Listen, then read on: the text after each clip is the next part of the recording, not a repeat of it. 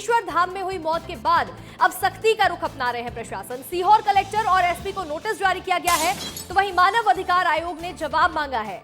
आयोग ने 15 दिन में जवाब मांगा है। कुबेरेश्वर धाम में 2 दिन में भगदड़ हुई है और 5 लोगों की जान चली गई है। भीड़ प्रबंधन के लिए क्या व्यवस्थाएं की गई थी, इसको लेकर अब सवाल खड़े हो रहे हैं। तो वहीं घायलों के इलाज में भी क्या कार्रवाई की गई है, मृतकों को क्या आर्थिक सहायता दी गई है, इन सभी चीजों को लेकर के लगातार तमाम सवाल खड़े हो रहे हैं और इसको लेकर के मानव अधिकार आयोग ने यहां रिपोर्ट भी मांगी है। 15 दिनों के अंदर ये जवाब देने होंगे। कुबेरेश्वर धाम में 2 दिन यात्रा निकली है और दोनों ही दिन में भगदड़ मची है और 5 लोगों ने अपनी जान गंवा दी है। कुबेरेश्वर धाम में 2 दिन में 5 लोगों की जान चली गई है। तो वहीं इस हादसे के बाद से अब सख्ती बढ़ा दी गई है और प्रशासन भी पूरी तरह से सतर्कता बरतते हुए नजर आ रहा है। इसके साथ ही सीहोर कलेक्टर और एसपी को नोटिस जारी किया गया है। मानव अधिकार आयोग ने जवाब मांगे हैं। आयोग ने 15 दिनों में जवाब देने के लिए कहा है। 15 दिनों में ये रिपोर्ट देनी होगी कि कैसे ये हादसे हुए हैं। तो इसके साथ ही कुबेरेश्वर धाम में 2 दिन में 5 लोगों की जान गई है। भीड़ प्रबंधन के लिए क्या व्यवस्थाएं की गई थी, घायलों के इलाज के लिए क्या कार्रवाई की गई, तो वहीं मृतकों को क्या आर्थिक सहायता दी गई है, इस तरह के तमाम सवाल उठ रहे हैं और मानव अधिकार आयोग ने इन सवालों के जवाब भी मांगे हैं। कुबेरेश्वर धाम में हुई दुर्घटना के बाद, बड़े हादसे के बाद अब मानव अधिकार आयोग यहां पर सवालों के जवाब मांग रहा है और लगातार ही इसको देखते हुए प्रशासन से जवाब मांगे जा रहे हैं। एसपी को नोटिस जारी किया है, सीहोर कलेक्टर को नोटिस जारी किया गया है। अधिक जानकारी के साथ हमारी सहयोगी रंजना दुबे जुड़ रही हैं। रंजना, कुबेरेश्वर धाम में लगातार 2 दिन बड़ा हादसा देखने को मिला है, 5 लोगों ने जान गंवाई है। किस तरह से सुरक्षा व्यवस्थाएं की गई थी?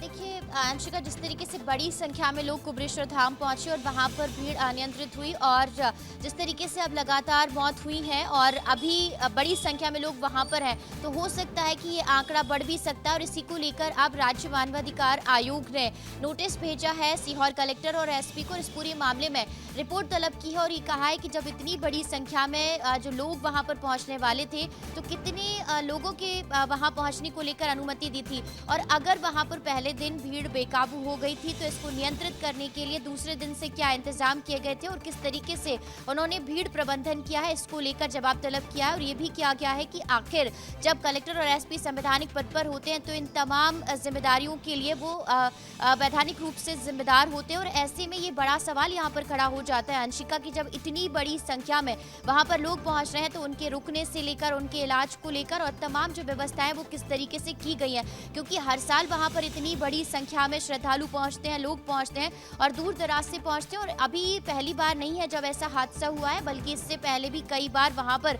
हादसे हुए हैं और कई लोगों ने अपनी जान गंवाई है। तो ऐसे में अब देखना यही होगा कि किस तरीके से जो रिपोर्ट जवाब है कलेक्टर एसपी की तरफ से वो दिया जाता है मानव अधिकार आयोग को, और उसके बाद किस तरीके से जो चीजें हैं या किस तरीके का एक्शन है वो यहाँ पर लापरवाही बरतने पर देखने को मिलता है। बिल्कुल रंजना, लेकिन देखिए जिस दिन ये हादसा हुआ था, 2 लोगों ने अपनी जान गंवाई थी, उसी दिन मुख्यमंत्री डॉक्टर मोहन यादव ने भी दुख जताया था और कहा था कि उम्मीद करते हैं कि आगे ऐसा हादसा नहीं होगा। अधिकारियों को निर्देश जारी किए गए हैं, लेकिन दूसरे ही दिन ये देखने को मिला है 3 लोगों ने अपनी जान गंवाई है। किसकी लापरवाही की वजह से इतना बड़ा हादसा दूसरे दिन भी हुआ है?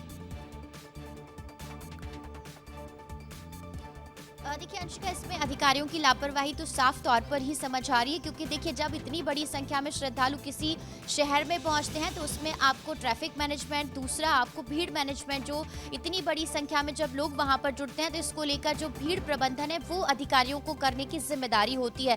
और ऐसे में पहले से इस बात को लेकर जानकारी होती है, क्योंकि ये पहली बार नहीं है, इससे पहले भी कई सालों से श्रद्धालु बड़ी संख्या में सावन के महीने में वहां पर जुटते हैं। तो ऐसे में अधिकारियों की लापरवाही सबसे पहले यहाँ पर साफ जाहिर हो रही है कि आखिर उन्होंने जब इतनी बड़ी संख्या में श्रद्धालु और आम लोगों के पहुंचने की उम्मीद थी तो भीड़ प्रबंधन क्यों नहीं किया और कोई मैनेजमेंट वहां पर बेहतरीन तरीके से क्यों नहीं किया कि जब इतनी बड़ी संख्या में वहां पर लोग पहुंचेंगे तो उनको कैसे मैनेज किया जाएगा और कहां उनका ट्रैफिक मैनेजमेंट किया जाएगा। क्योंकि ना सिर्फ आम लोगों को परेशानी हुई, बल्कि जो सीहोर से होकर इंदौर और आसपास जाने वाले लोग हैं वो भी जाम में घंटों फंसे रहे।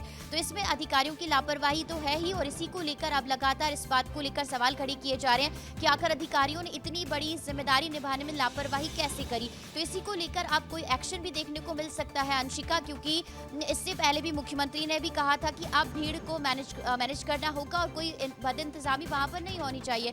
लेकिन जब पहले दिन इस तरीके से बद इंतजामी वहाँ पर देखने को मिली और बावजूद इसके अधिकारियों की लापरवाही लगातार जारी रही और दूसरे दिन भी इसी तरह से लापरवाही देखने को मिली। बिल्कुल, देखिए यहाँ कुबेरेश्वर धाम में बड़ी लापरवाही देखने को मिली है। मानव अधिकार आयोग सीहोर के कलेक्टर और एसपी से तो जवाब मांग ही रहा है, लेकिन इसके साथ साथ पंडित प्रदीप मिश्रा पर भी कार्रवाई की बात सामने आ रही है। रंजना, आपका जुड़ने के लिए और जानकारी देने के लिए बहुत बहुत शुक्रिया। और देखिए, कभी कभी श्रद्धा का रास्ता जीवन की आखिरी मंजिल भी बन जाता है। सीहोर के कुबेरेश्वर धाम में एक बार फिर 2 घरों के चिराग बुझ गए हैं। पंडित प्रदीप मिश्रा की कथा स्थल पर जहां हर दिन लाखों शिव भक्त आस्था के साथ उमड़ रहे हैं, तो वहीं लगातार दूसरे दिन 2 और श्रद्धालुओं की मौत ने पूरे आयोजन पर सवाल खड़े कर दिए हैं। कहीं ना कहीं व्यवस्था की सांसें टूटती हुई नजर आ रही हैं और इन्हीं टूटती सांसों के बीच कुछ मासूम जिंदगियां हमेशा के लिए थम गई। बता दें कि सीहोर में पंडित प्रदीप मिश्रा के कुबेरेश्वर धाम में निकाली गई कांवड़ यात्रा एक बार फिर से भीड़ और बद इंतजामी के सवालों में घिर गई है। आपको ये रिपोर्ट दिखाते हैं।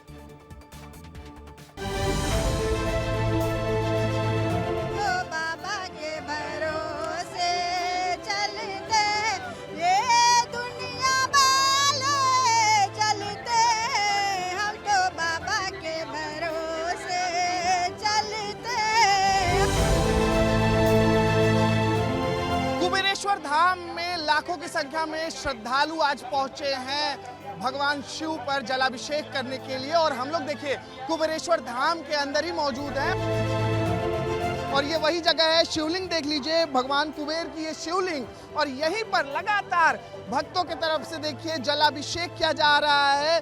भगवान शिव के ऊपर देखिए जो भक्त कावड़ में जल लेकर आ रहे हैं वो यहाँ पर भगवान शिव का जलाभिषेक कर रहे हैं और बड़ी संख्या में श्रद्धालु जो है वो यहाँ पर नजर आ रहे होंगे। सीहोर जो है कुंभ नगरी में तब्दील हो चुका है, क्योंकि आपकी नजर जहां भी जा रही होगी केवल आपको लोग ही लोग नजर आ रहे होंगे। ये तस्वीर आप देखिए, भक्त जो है बाहर से आ रहे हैं, उनके कंधे पर देखिए कावड़ में जल है और उसी जल को जो है भगवान शिव पर अर्पित कर रहे हैं। आपको यहाँ पर भक्तों का ये रैला नजर आ रहा है। बहुत बड़ी संख्या में लोग आए हुए हैं। लगातार लोगों को समझाइश भी दी जा रही है कि भीड़ भाड़ ज्यादा ना करें, लेकिन आप कहीं भी अगर आप यहाँ नजर डालेंगे तो आपको भीड़ हर जगह नजर आ जाएगी। और वहीं उसके साथ ही देखिए, सीहोर जिले के कुबेरेश्वर धाम में कांवड़ यात्रा के दौरान भीषण गर्मी और अव्यवस्थाओं के कारण 2 और श्रद्धालुओं की जान चली गई है, जिनमें से एक गुजरात का चतुर सिंह और दूसरा हरियाणा का ईश्वर सिंह है। इससे पहले मंगलवार को 2 महिला श्रद्धालुओं की मौत हो चुकी है, जिससे मृतकों की संख्या 4 तक पहुंच गई और लाखों लोगों की भीड़ और प्रशासन की लापरवाही से हालात खराब हो रहे हैं। एक महिला श्रद्धालु घायल भी हुई है। तो वहीं सिविल अस्पताल की बात की जाए तो यहाँ सर्जन नदारद मिले हैं। समिति भी पूर्ण रूप से करती है, प्रशासन भी करती है, ऐसा नहीं है। पर भक्तों का सैलाब, जैसे कुंभ के मेले में कितने भक्त एकदम आ जाते हैं, तो भक्तों का सैलाब नहीं बता सकते कि कितने भक्त यहाँ पहुंचेंगे। भक्तों पर आधारित रहता है, ये किसी को भी अंदाजा नहीं रहता, ना तो प्रशासन को ना समिति को, कि भक्त कितने यहाँ पहुंच पाएंगे। उस हिसाब से भक्तों का यहाँ पर सैलाब आ जाता है।